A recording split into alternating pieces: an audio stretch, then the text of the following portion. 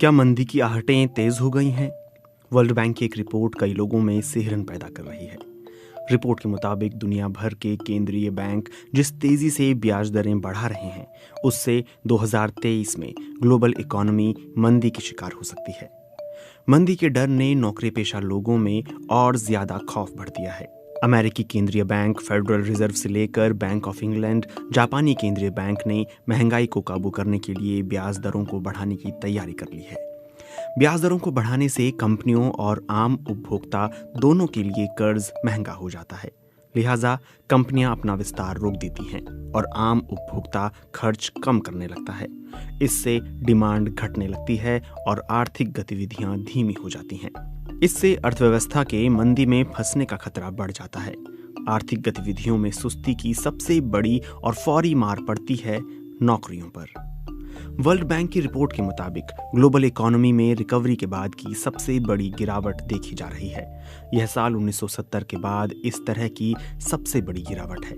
Report में एक अध्ययन के हवाले से बताया गया है कि दुनिया की 3 बड़ी इकोनॉमी अमेरिका, चीन और यूरोपीय अर्थव्यवस्थाओं में तेजी से गिरावट देखी जा रही है। यही वो डर है जो इस वक्त दुनिया भर के नौकरी पेशा लोगों को सता रहा है।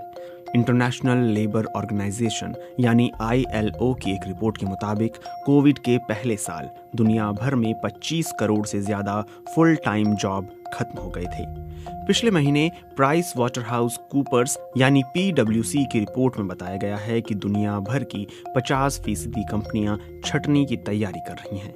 46% कंपनियां साइनिंग बोनस खत्म कर रही हैं या घटा रही हैं।